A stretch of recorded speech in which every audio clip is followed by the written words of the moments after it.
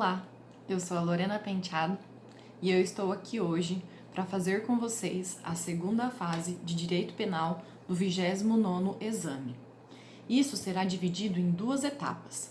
Na primeira, que é o vídeo de hoje, nós faremos o esqueleto, a estrutura da peça, abordando tudo o que foi cobrado. No segundo vídeo, nós trataremos sobre as questões e todo o seu conteúdo material também. Na semana seguinte, nós faremos a mesma coisa em relação ao 30º exame. Serão vídeos de aproximadamente 30 a 40 minutos para complementar os seus estudos. Vamos começar? Olá, pessoal! Vamos lá? Primeiro a gente vai ler a peça uma primeira vez, grifando as partes mais importantes, e depois nós vamos começar a procurar as teses e entrar no esqueleto propriamente dito da peça, tá bom? Então vamos lá.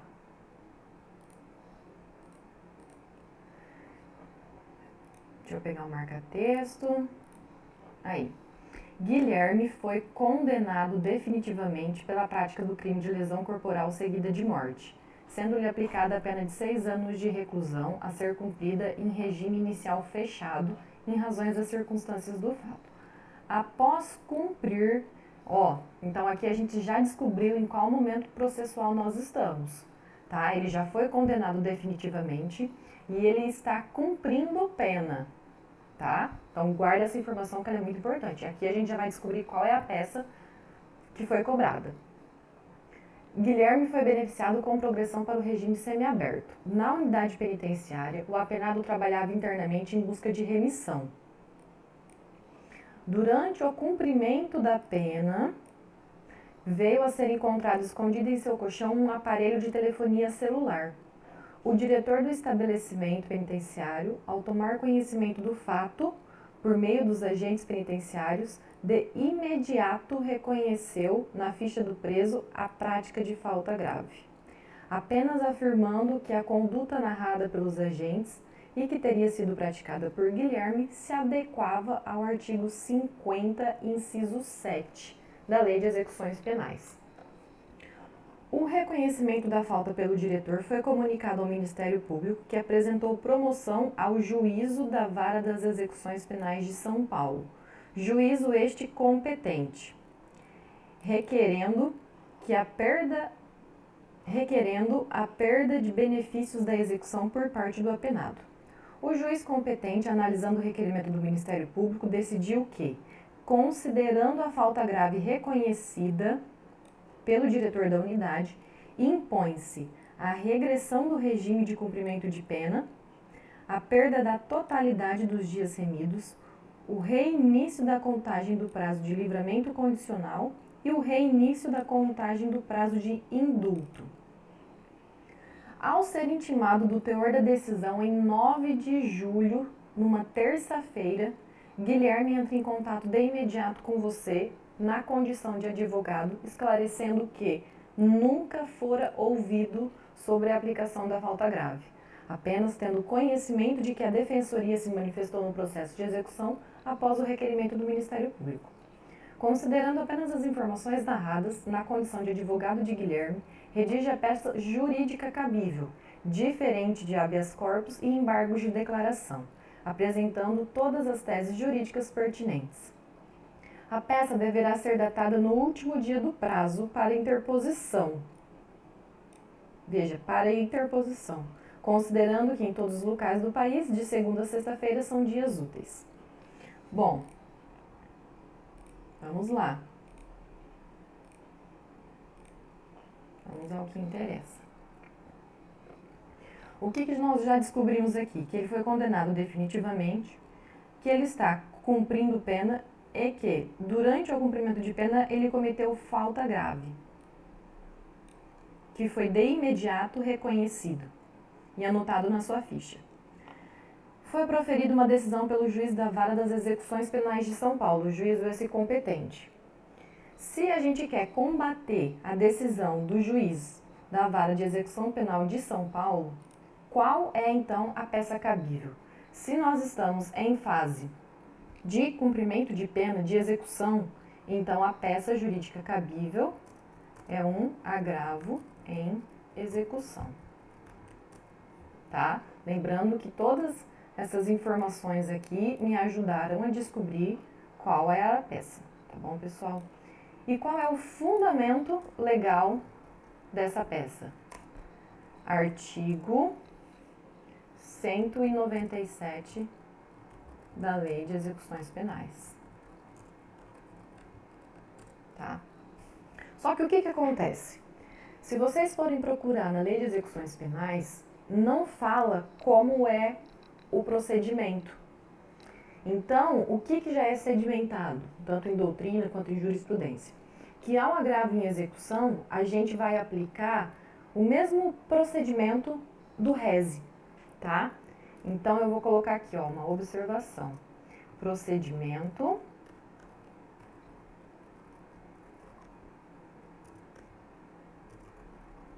do rese, tá? Isso. Se você não... Então, a gente vai ter que ver como é tratado o rese no Código de Processo Penal.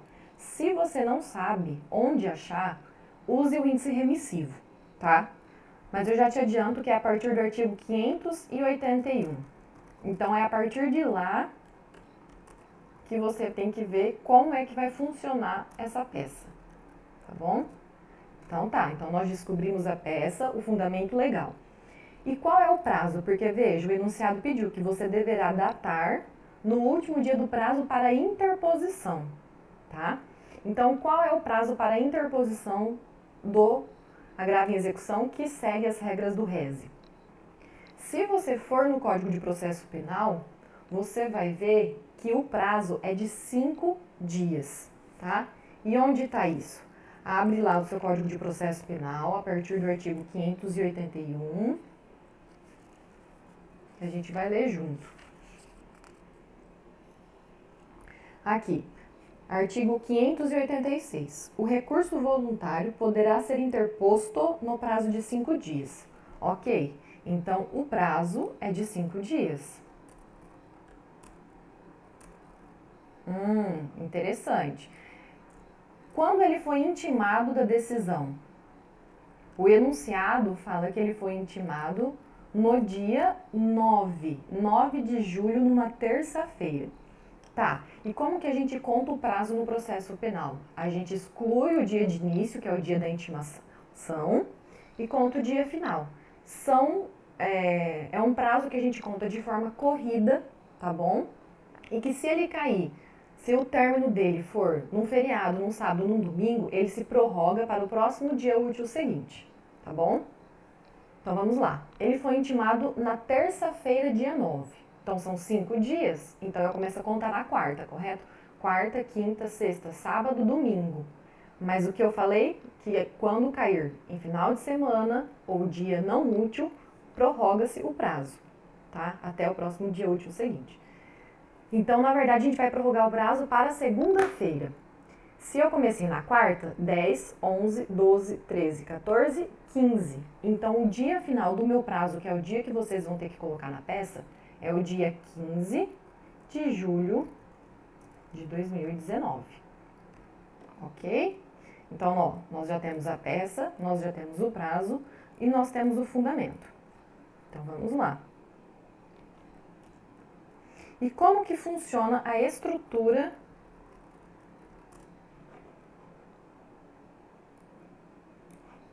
Deixa eu arrumar aqui. E como que funciona a estrutura do agravo em execução? Que segue a mesma do rese. É feita uma petição de interposição e uma de razões, que no caso serão anexas, tá? Ok. Essa vai ser a nossa estrutura. A petição de interposição, ela é dirigida ao juízo que proferiu a decisão. Então, esse vai ser o endereçamento, tá? Então, vai ser: excelentíssimo senhor, doutor, juiz de direito da Vara de Execuções Penais de São Paulo. Esse vai ser o seu endereçamento, correto? Uma coisa muito importante do RESE e que acaba se aplicando ao agravo em execução é que no RESE a gente tem o que eles falam de juízo de retratação, que é uma possibilidade do juízo que proferiu a decisão modificar a sua decisão diante das razões invocadas pela parte, antes do recurso ser julgado pelo tribunal. Então, no agravo em execução também vai ter isso. Então, vocês não podem esquecer de pedir ou de mencionar, né, a oportunidade de se fazer o juízo de retratação. E onde está isso? Lá no artigo 589, tá? Se você quiser dar uma lida aí, artigo 589 do CPP. Outro ponto muito importante. Na petição de interposição, quando você tem um recurso, na petição de interposição, você sempre vai colocar como pedido que o recurso seja recebido e processado, tá? Por quê? Porque quando você terminar as razões, o seu pedido nas razões vai ser que ele seja conhecido e provido, tá? Então, você não pode esquecer disso daqui, ó. Petição de interposição, dirigida ao juízo que proferiu a decisão. Juízo de retratação, para que, se ele quiser, ele possa exercê-lo. E que o recurso seja recebido e processado, tá? E aquele encerramento, termos em que pede deferimento e a data. Agora vamos às razões. O que é que pode ser alegado para que você possa ajudar o Guilherme? Vamos lá. As razões. Primeiramente, como eu disse para você, as razões elas são endereçadas ao Tribunal de Justiça.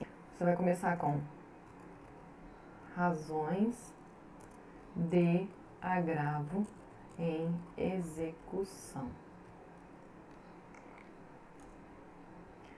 Agravante Guilherme, né? Ele é o seu cliente. Agravado Justiça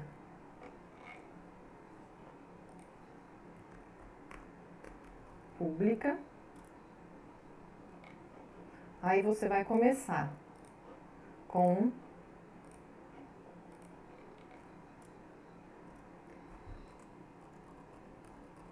Egrégio Tribunal de Justiça, Colém da Câmara do Procurador de Justiça, tá? Vai ser assim. Aí você faz aquela introduçãozinha em que pese o notável conhecimento do magistrado e tudo aquilo lá que você já conhece. Mas o que nos interessa aqui é o que a gente pode alegar. Quais são as teses, né? Ou o do direito. Aqui. Vamos lá. O diretor do estabelecimento penitenciário, ao tomar conhecimento, de imediato reconheceu a prática de falta grave, porque a conduta do Guilherme se adequava ao artigo 50, inciso 7º da Lei 7.210. Será que se adequa? Nesse momento, é muito importante que você leia todos os artigos citados nos enunciados, tá? Pra gente ver se realmente é condizente. Então, vamos lá.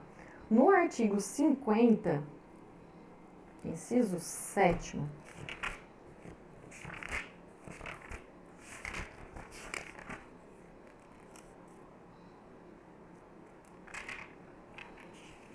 diz o seguinte: comete falta grave o condenado à pena privativa de liberdade que tiver em sua posse utilizar ou fornecer aparelho telefônico de rádio ou similar que permita comunicação com outros presos ou com o ambiente externo. Então, realmente, a prática de você ter um aparelho de telefonia celular é uma falta grave. Só que olha só que interessante. Se você pegar o artigo 50, você vai ver que logo abaixo dele, pelo menos, né, acredito que no seu vadimeco também tem, ele faz a remissão a duas coisas. Artigo 118.1 desta lei, ou seja, da Lei de Execuções Penais, e súmula 534 do STJ. E o que diz esses dois pontinhos? O artigo 118, ele fala o seguinte: a execução da pena privativa de liberdade ficará sujeita à forma regressiva, com a transferência para qualquer dos regimes mais rigorosos, quando o condenado praticar fato definido como crime doloso ou falta grave. Então, veja, a prática de falta grave permite a regressão de regime. E essa foi uma das penas aplicadas pelo juiz da execução penal. Então, em tese, né, seria possível a regressão do regime de cumprimento de pena. Tá? No mesmo sentido, vai ser a súmula 534 do STJ. Se você quiser pausar o vídeo para ler, fica à vontade. Ok. Só que, se você for ver como deveria ter sido feito o procedimento para o reconhecimento dessa falta grave, você vai ver que o jeito como ele foi feito e reconhecido pelo diretor do estabelecimento penal foi totalmente equivocado. E como eu sei disso? Lá no artigo 59 da Lei de Execuções Penais, diz do procedimento disciplinar. Veja, artigo 59. Praticada a falta disciplinar, deverá ser instaurado o procedimento para sua apuração, conforme regulamento, assegurado o direito de defesa. E veja a remissão que há embaixo, súmula 533 do STJ. E essa súmula é muito importante. Veja o que ela diz. Para o reconhecimento da prática de falta grave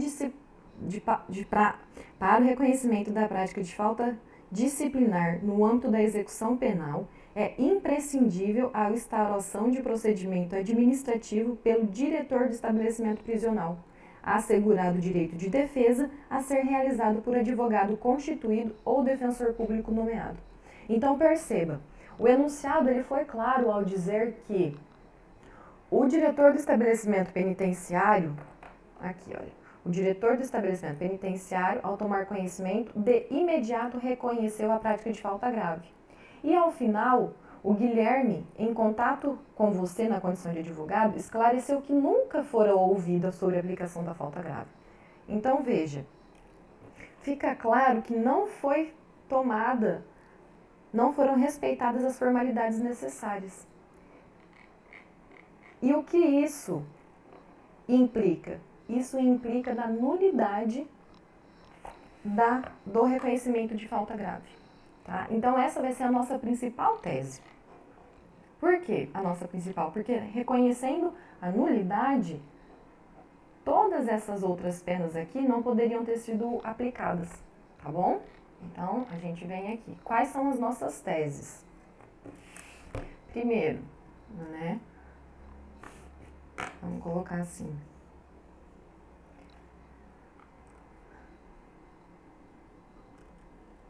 Nulidade do reconhecimento de falta grave. Súmula 533 e a súmula 533 do STJ e artigo 59 da LEP. Tá? Por que isso? Porque para ser reconhecida a prática de falta grave, é imprescindível a instauração de prévio procedimento administrativo com defesa técnica e assegurado o contraditório e da ampla defesa, né? E ampla defesa.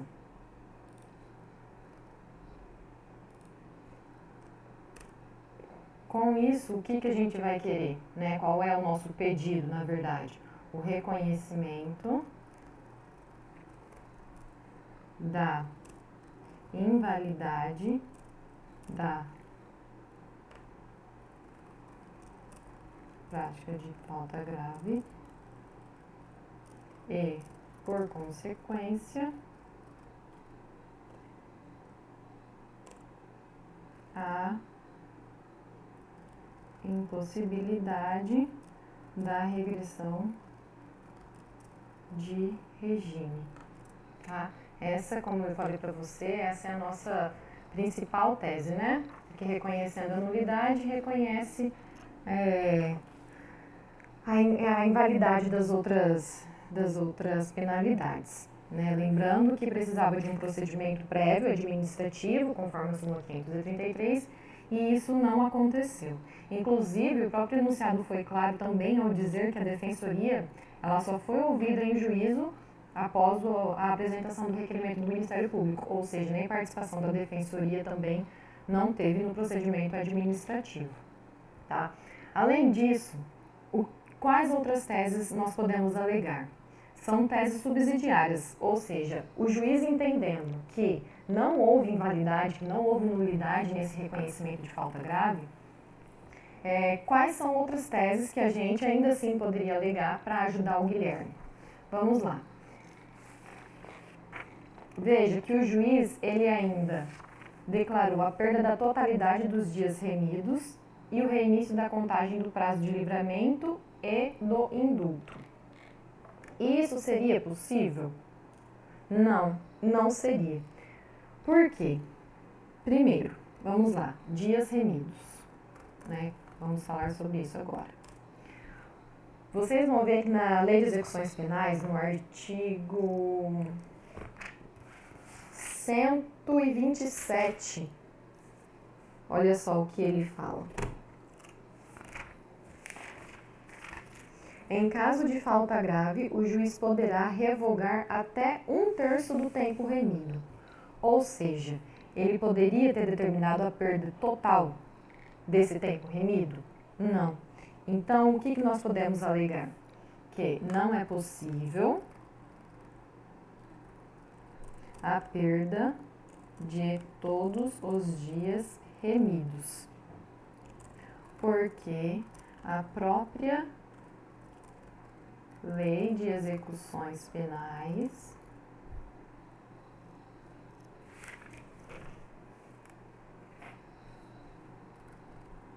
no seu artigo 127, isso, prevê que a perda poderá ser de até 1/3 do tempo remido. Ou seja, ainda que considerado válido o reconhecimento da falta grave, não é possível a perda de todo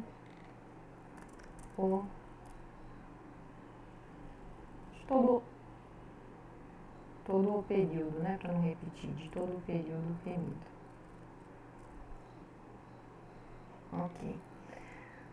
Por fim, quais são as últimas teses? Além disso, foi aplicado o reinício da contagem do prazo de livramento e o reinício da contagem do prazo de indulto. Isso é possível? Também não. Veja, quando falam em livramento condicional e indulto, tem duas súmulas que caem muito do STJ. Então, são súmulas que precisam vir à sua cabeça na mesma hora, que são as súmulas 535 do STJ, colocar a súmula 535 e 441 do STJ, tá? E o que diz essas súmulas? Súmula 441. A falta grave não interrompe o prazo para obtenção do livramento condicional. E a súmula 535 fala: a prática de falta grave não interrompe o prazo para fim de comutação de pena ou indulto. Então, veja, o reinício da contagem do prazo para tais institutos não pode ser penalidade aplicável. Vocês podem colocar com outras palavras, tá, pessoal? O importante é você ter a ideia central de que não pode citar essas súmulas, tá?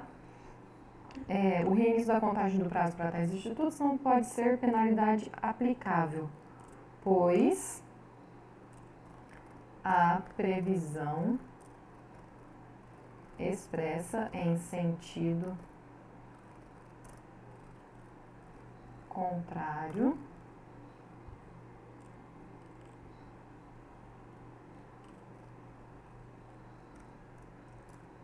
nos termos das súmulas 535 e 441, ambas do STJ.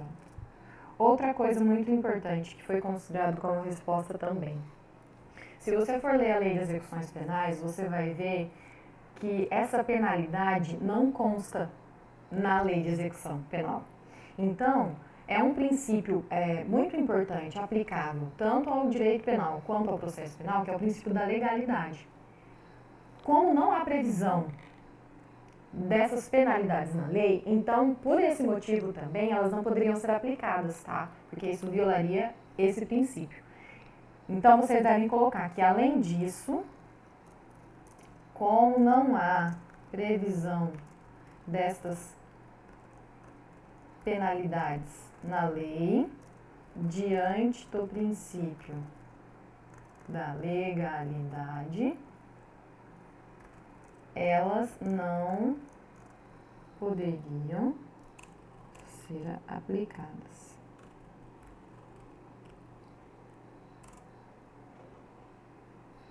Isso.